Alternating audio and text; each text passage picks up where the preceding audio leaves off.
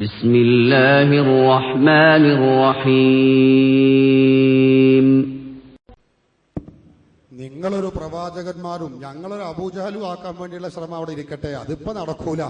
ഞങ്ങളൊരു അബൂജഹലിന്റെ ആളുകളാക്കി മാറ്റണ്ട. നിങ്ങൾ അല്ലെങ്കിൽ തന്നെ ഞങ്ങൾ മുശ്രിക്ക് അല്ല എന്ന് പറയാൻ, നിങ്ങൾക്ക് മുശ്രിക്കാണെന്ന് പറയാൻ നിങ്ങൾക്കൊരു വൈമനസ്സുള്ള സമയ. അങ്ങനെയൊന്നും പറയണ്ട മൗലവി. ഞങ്ങളെ അബൂജഹലാക്കി നിങ്ങൾ പ്രവാചകന്മാരായി ചമയുകയൊന്നും വേണ്ട.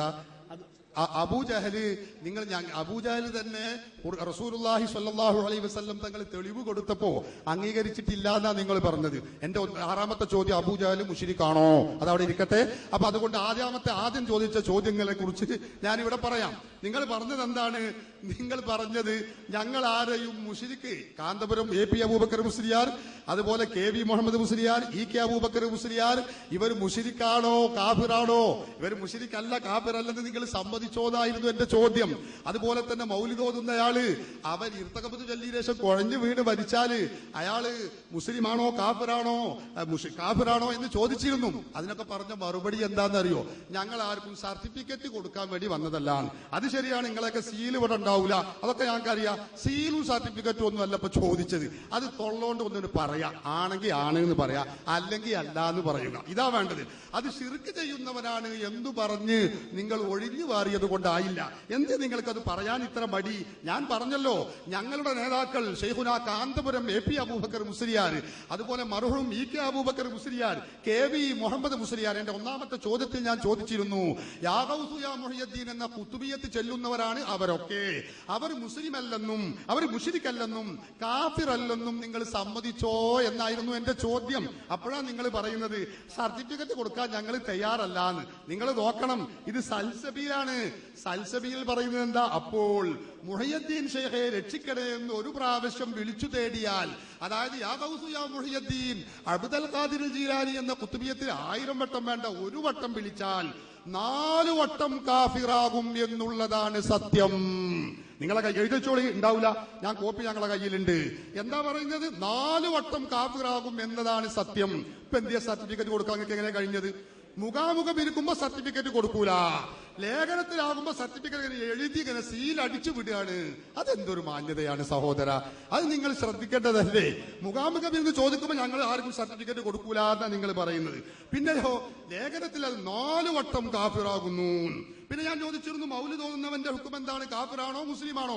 സർട്ടിഫിക്കറ്റ് കൊടുക്കൂല എന്നാ മറുപടി. എന്നാതാ സൽസബീൽ പുസ്തകം 1 ലക്കം 4 971 നവംബർ, അതിൽ പറയുന്നത് എന്താ? നബിയുടെ പൊരുത്തം ആഗ്രഹിച്ചുകൊണ്ട് മൗലൂദ് ഓതുക. മൗലൂദ്, ഇത് ഉമർ മൗലിയുടെ ഭാഷയാണ്, എന്റെ ഭാഷ അല്ല. മൗലൂദ് ഓതുക എന്ന ഇബാദത്ത് ചെയ്താൽ അവൻ കാഫിറാകും. അങ്ങനെ പറയുന്നത്.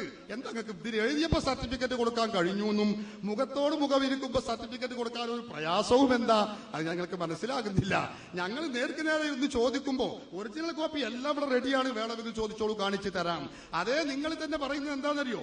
എന്നാൽ ഒരാൾ ഒരു വിഗ്രഹത്തിന്റെ അടുക്കൽ നെറ്റിത്തടം ഭൂമിയിൽ വെച്ചുകൊണ്ട് സുജൂദിന്റെ രൂപത്തിൽ കിടക്കുന്നത് കണ്ടാൽ അയാൾ മുശ്രിക്കാണെന്ന് പെട്ടെന്ന് പറയരുത്. ആ പറയുന്ന നിങ്ങളാ പറയുന്നത് എന്ത്? മൗലൂദ് ഓതിയാവും കാഫിറാണ്. അത് പെട്ടെന്ന് തന്നെ പറയാം, അത് പെട്ടെന്ന് സർട്ടിഫിക്കറ്റ് കൊടുക്കാം, അത് സീലും ചെയ്ത് വിടാം എന്നാ നിങ്ങൾ പറയുന്നത്. അപ്പൊ എന്റെ ചോദ്യങ്ങൾക്ക് നിങ്ങൾ മറുപടി പറഞ്ഞിട്ടില്ല. മുസ്ലിമാണോ മുസ്ലിമാണോ മുശ്രിക്കാണോ? അതുപോലെ തർക്കിച്ചുകൊണ്ടിരിക്കുന്ന കാന്തപുരം അബൂബക്കർ മുസ്ലിയാർ, അവർ മുശ്രിക്കും കാഫിറും അല്ലെന്ന് നിങ്ങൾ സമ്മതിച്ചിട്ടുണ്ടോ? തുറന്നു പറയണം. അതുപോലെ മൗലിദ് ഓതുന്നവൻ കാഫിറല്ലെന്ന് നിങ്ങൾ സമ്മതിച്ചിട്ടുണ്ടോ? തുറന്നു പറയണം. ശിർക്ക് ചെയ്യുന്നവരുടെ സ്വത്തവകാശം പറ്റില്ല എന്നതിന്, മുജാഹിദുകൾ വാങ്ങുന്നു എന്നതിന് ഖുർആനിൽ തെളിവ് ഇതുവരെയും പറഞ്ഞിട്ടില്ല. കുറെ സമയമായി തപ്പാൻ തുടങ്ങിയിട്ട്. പഴയ സൽസബിയിൽ വിട്ട് ഇപ്പൊ പുതിയത് എടുക്കുക. അതിന്റെ ഒറിജിനൽ ഉണ്ട്. ഒറിജിനൽ അവിടെ കയ്യിൽ വെച്ച് നടന്നോളി. നിങ്ങളെയൊക്കെ ഇതൊക്കെ തന്നെ ഉണ്ടാവുള്ളൂ.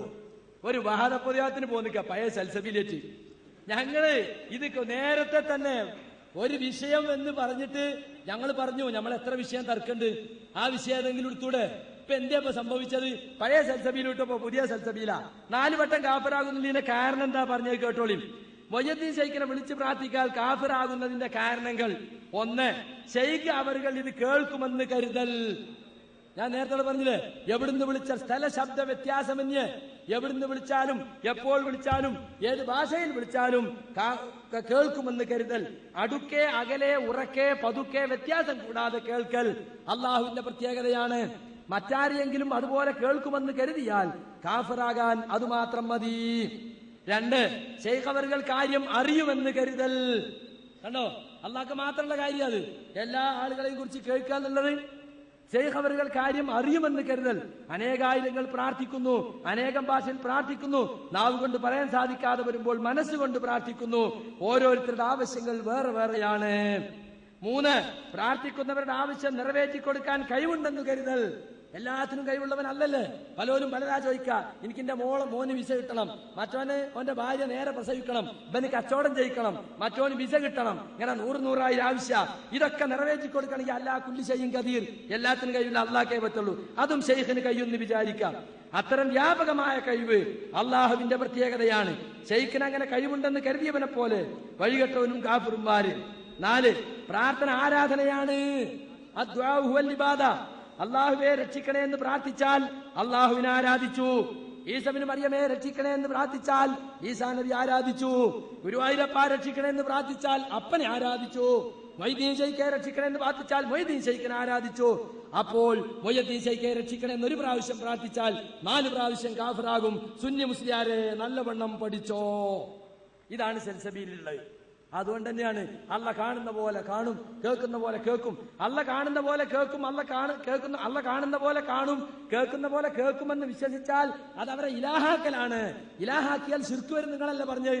അതുകൊണ്ട് നിങ്ങളെ ചോദ്യത്തിനെല്ലാം ഞങ്ങൾ വ്യക്തമായി തന്നെ മറുപടി പറഞ്ഞിട്ടുണ്ട്. പിന്നെ ബിംബത്തിന് മുമ്പിൽ സുജൂദ് ചെയ്യുന്നതിനെ സംബന്ധിച്ച് അല്ലേ ഉമർ മൗലവി, മങ്കൂസ് മൗലിദിൽ വളരെയധികം അതല്ലേ? ഏതാ ചോദ്യം? വിഗ്രഹത്തിന് സുജൂദായിട്ട് തന്നെയാണോ കിടന്നത് അഥവാ വേറെ വല്ല നിലയിലോ എന്ന് ഒരു അന്വേഷണം നടത്തേണ്ടതാണ്. അപ്പൊ ഒരാളിങ്ങനെ ഒരു ബിംബത്തിന്റെ ചോട്ടില് അവിടെ അമ്പലം വൃത്തിയാക്കാൻ ചെന്ന ആളാ, അയാളെ ജോലി അതാ. അപ്പൊ ബിംബത്തിന്റെ അടിയിലൊക്കെ അങ്ങനെ അടിച്ചു വാരിയിട്ട് ഞാൻ നോക്കിയതാ. അല്ലെങ്കിൽ നമ്മളെ വീട്ടിൽ നിന്ന് ഒരു പാമ്പ് അങ്ങോട്ട് പോയി തൊട്ടടുത്ത അമ്പലത്തിന്റെ വിഗ്രഹത്തിന്റെ ചോട്ട് പോയി കിടക്കുക. അപ്പൊ നമ്മളിങ്ങനെ പോയി എത്തി നോക്കി, സുജൂദിൽ കിടക്കണായിട്ട് നോക്കി അവിടെ ഉണ്ടോ. അപ്പൊ എന്തിനാണ് കടന്നത് എന്ന് നോക്കണം. അത് കൂടാതെ പെട്ടെന്ന് വിധി പറയാൽ ചിലപ്പോൾ അപകടത്തിലായി പോകും. ഇതിന്റെ മുമ്പത്തെ വാചകം എന്താ അറിയോ? മനസ്സിലാക്കി വെച്ചോളിൻ. സൃഷ്ടിക്ക് സുജൂദ് ചെയ്യൽ ശിർക്കാണെന്നുള്ളതിൽ യാതൊരു തർക്കവുമില്ല. കണ്ടോ? എന്നാൽ ഒരാളൊരു വിഗ്രഹത്തിന്റെ അടുക്കൽ നെറ്റിത്തടം ഭൂമിയിൽ വെച്ച് കൊണ്ട് സുജൂദിന്റെ രൂപത്തിൽ കിടക്കുന്നത് കണ്ടാൽ അയാൾ മുശ്രിക്കാണെന്ന് പെട്ടെന്ന് പറയരുത്. ഇത് ഞങ്ങൾ മാത്രമല്ല, നിങ്ങളെ തുഹഫയിൽ പോലും കിതാബുൽ ഇദ്ദയിൽ പറഞ്ഞിട്ടുണ്ട്. ലൗ അലിമ അന്നഹു ലം യസ്ജുദ് ലഹാ അലാ സബീലി തഅലീമി. ഒരാൾ വിഗ്രഹത്തിന് സുജൂദ് ചെയ്യുന്നത് അതിനെ ബഹുമാനിക്കുക എന്ന ഉദ്ദേശത്തിലല്ല, അതിന് തഅലീം കൽപ്പിക്കുക എന്നുള്ള ഉദ്ദേശത്തിലല്ല, വഅതിഖാദിൽ ഉലൂഹിയത്തി ഉലൂഹിയത്തിൽ വിശ്വസിച്ചുകൊണ്ടുമല്ല. ബൽ സജദ ലഹാ വഖൽബുഹു മുത്മഇന്നുൻ ബിൽ ഈമാൻ. അയാൾ അതിന് സുജൂദ് ചെയ്തത് അയാളുടെ ഹൃദയം ഈമാൻ കൊണ്ട് നിറഞ്ഞതാണ്. എന്നാൽ ലം യുഹ്കം ബികുഫ്രിഹി, അയാൾ കാഫിറാണെന്ന് പറയാൻ പാടില്ല. ഉമർ മൗലി തുഹഫ ഓതിയ ആളാ, അതനുസരിച്ച് മൂപ്പര് എഴുതിയതാ. അതിലെന്താ പങ്കുള്ളത്? അതുകൊണ്ട് നിങ്ങളെല്ലാ ചോദ്യത്തിനും ഞങ്ങൾ വ്യക്തമായി മറുപടി പറഞ്ഞിട്ടുണ്ട്.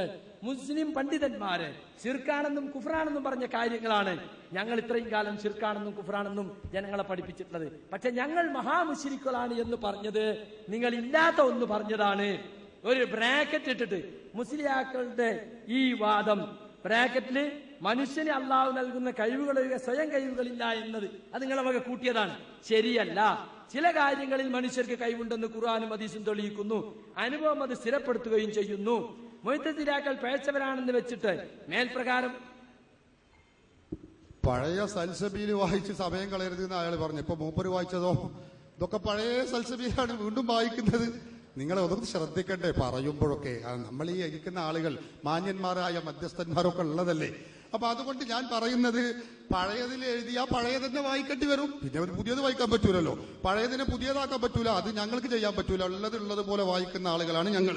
അപ്പൊ അതുകൊണ്ട് ഇവിടെ പറഞ്ഞത് അദ്ദേഹം ഇപ്പോ ആകെ പറഞ്ഞത് എന്താ, ഒരു പ്രാവശ്യം മുഹയ്യദ്ദീൻ ഷേഖ് എന്ന് ഒരു പ്രാവശ്യം വിളിച്ചാൽ 4 വട്ടം കാഫിറാകും എന്ന് പറഞ്ഞ നിങ്ങൾ, ഞാൻ ചോദിച്ചിരുന്നു, ആ യാ ഗൗസു യാ മുഹയ്യദ്ദീൻ എന്ന് വിളിക്കുന്ന കാന്തപുരം എ പി അബൂബക്കർ മുസ്ലിയാർ, ഇകെയും അതുപോലെ കെവിയും അവർ മുശ്രിക്കാണോ മുശ്രിക്കല്ല, അല്ല അതുപോലെ കാഫിറല്ലാതെ നിങ്ങൾ സമ്മതിച്ചോന്നാ ചോദിച്ചിരുന്നത്.